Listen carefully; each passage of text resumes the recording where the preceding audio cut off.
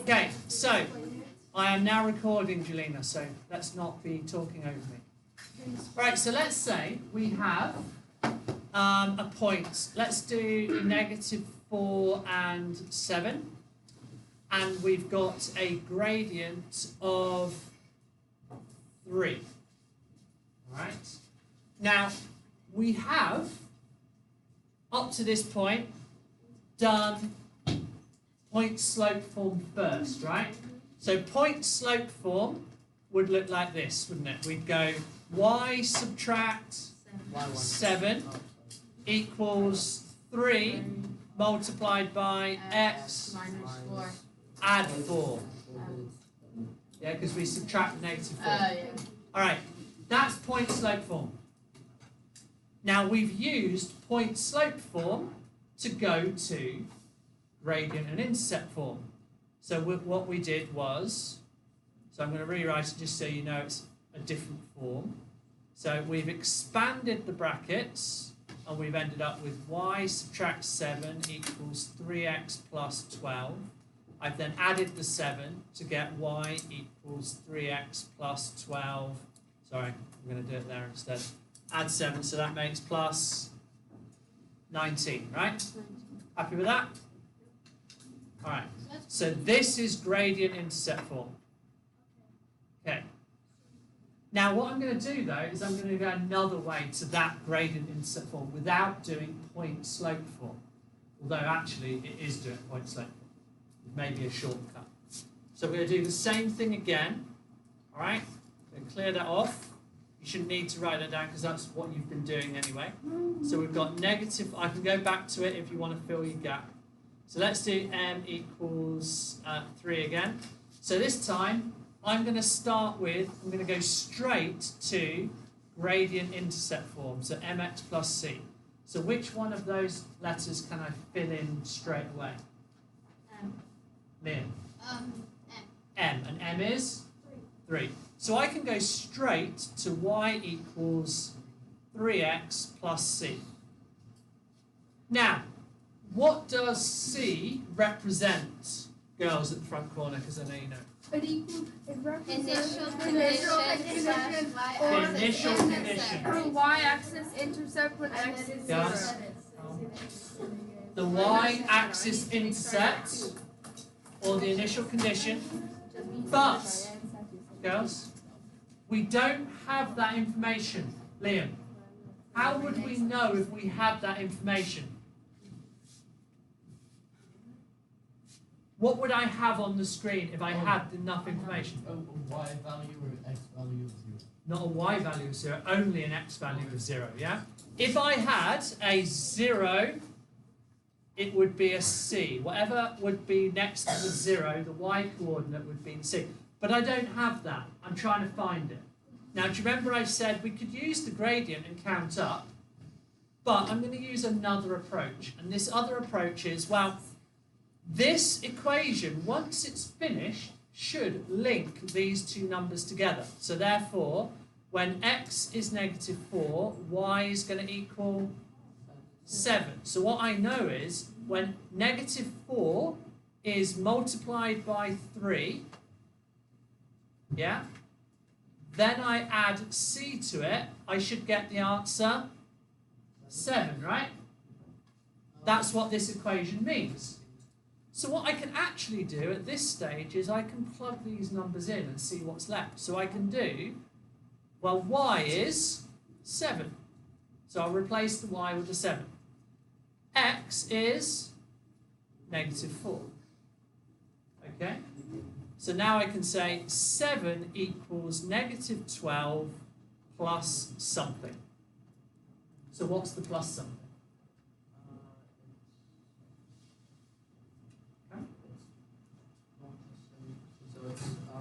So again, I do what I did before, plus the 12 to both sides, I get 19 equals C. Is that good? Is that what I had before? Yeah. Oh, yeah. Yeah. So I now end up with y equals, go back to this, 3x plus 19. So I've got another way to get to gradient intercept form. Now, why such a focus on gradient and intercept form? Because gradient and intercept form is really useful for us, isn't it? Because what does the gradient tell us?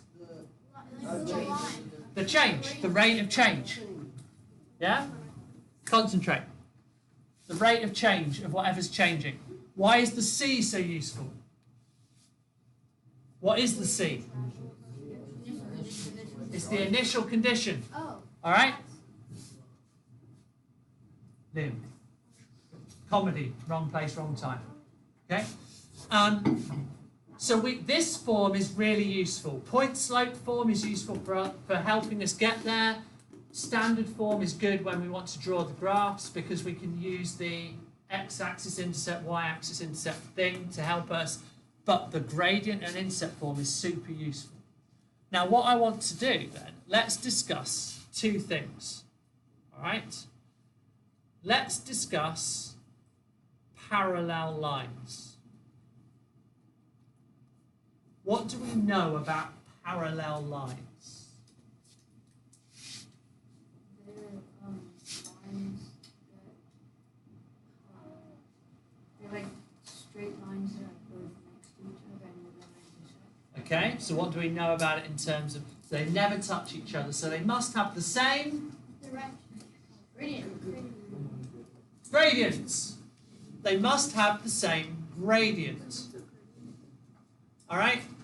So if two phones are charging at the same rate, but they start at a different value, if you plot those two lines, they will be parallel, right? So the gradient is the important thing.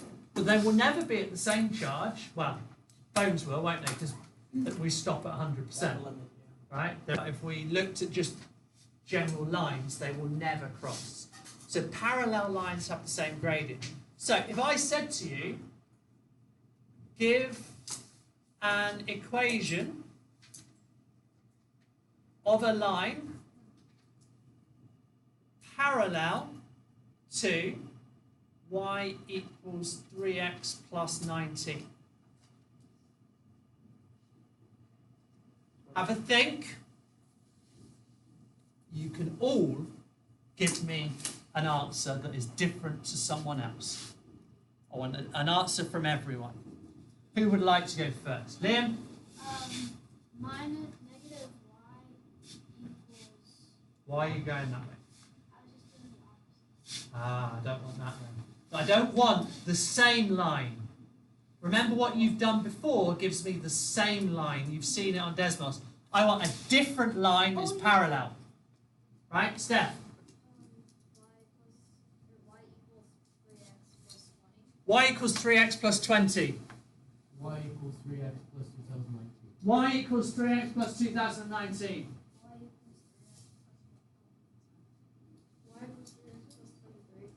Y equals 3x plus 1. Y equals 3x plus 18. Y equals 3x plus 9. Y equals 3x plus 204. Y equals 3x plus 30. Can you use regular numbers? Yeah? Y equals 3x plus negative 5. Well, plus negative 5 would just be Minus 5. minus 5. Y equals 3x plus 79. Have you not spotted the pattern? Really? Did you not get it? What have you all said so far? No, but what have you all said in comment? Y equals 3x. Y equals 3x plus anything you like. Yeah. So guys, you know, a parallel line will be of the form y equals 3x plus Y. something else. That's not equal to 19. Good, let's say that is not equal to 19 because two lines are not parallel if there's only one line. Can you also do just y equals 3x? Yes, because that's a plus 0, yeah. K would be 0 for that case. If the gradient is the same, you have a parallel line. Yes. Therefore, it's the easiest thing in the world.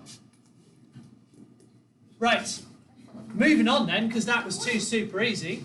What about perpendicular lines? How do we know about perpendicular lines? What do perpendicular lines mean? Go on, Jelena, put that in terms of something that doesn't look like a They superhero. intersect at the middle.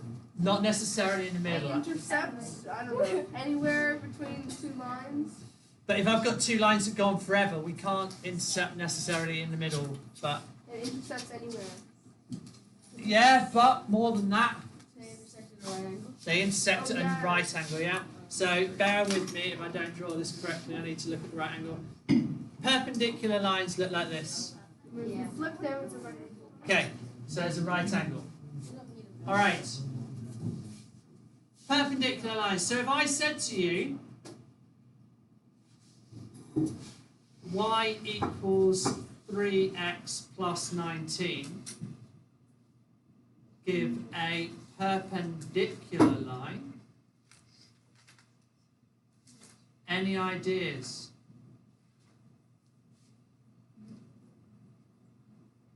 What's it going to change again? Oh, Steph? I'm pretty sure one of the, like, it'll be either negative y or negative x. It'll change the gradient. Okay. Negative 3. So it'll change the gradient. Will it have the same gradient? No. No, it can't. Because if one's positive, the other one has to be Negative. negative. So we know that. Lim? Sorry, is intersecting lines Definitely not, because parallel lines can't intersect. I mean, perpendicular. Well, perpendicular intersect. So They're not, but not all. yeah. Okay, so I need. Right. Can I just ask you to do something for me then? Do you know? I think so. You think so, right? Well, give me an equation and we'll see whether we agree. So would y equals negative 3x plus 19? Okay, let's see. Yeah. That's what you think. Maybe, maybe not. Let's find out. What I want you to do for me, in your math book, do this on a nice clean section of the page. So you need your squares. All right? What you're going to do is this. This is why you need a ruler. You need squares. You have to have squares. Otherwise, this is not going to work. Who needs I to borrow some squares? There's a new math book down there if you want one. Actually, I don't have any squares. Who needs to borrow some squares? Actually, I don't have none. Thank you so much. Right. So what you're going to do is this. You need your pencil, you need your ruler, and you need some squares. Right. Stop. There's a whole box of them down there. Look. Right. So this is what you're going to do. You are going to... I'm going to stop recording now because we don't need to do this. We're now recording. Is negative 3x plus 19 perpendicular? No. So what we need to do is change that 3, and the answer should be negative 1 over 3x, 1/3 x. That will give me a perpendicular line. So just to check, to see, I know we didn't do lots of them, so there's no real pattern to follow, but does anyone think if I said, give me a line that is perpendicular to negative 5x plus 2, what would you say, Jay? Y equals 1/5 x plus 2. Yeah, plus anything, in fact, yeah? Cameron? Except Is it because when from the opposite line you times x by the opposite, when you set up these multiplications, so just times it by the fraction. So like, for example, 3x and negative 1/3 of x is the opposite, but it's still using multiplication. So you just lay it out. Yes, well, it's the reciprocal, isn't it? Yeah. Yeah. So just to think about it then, what we can say, we can write this down. Just to finish us off for today, the gradient of a perpendicular line is the negative reciprocal of the original gradient. E.g., if m equals 3, then perpendicular is m equals negative 1/3. Okay? If m equals negative 5, perpendicular is m equals 1/5. Because finally, if m equals 2/3, then perpendicular is m equals, anyone? Well done. Negative 3 over 2. That will give you, so it's all about the grade.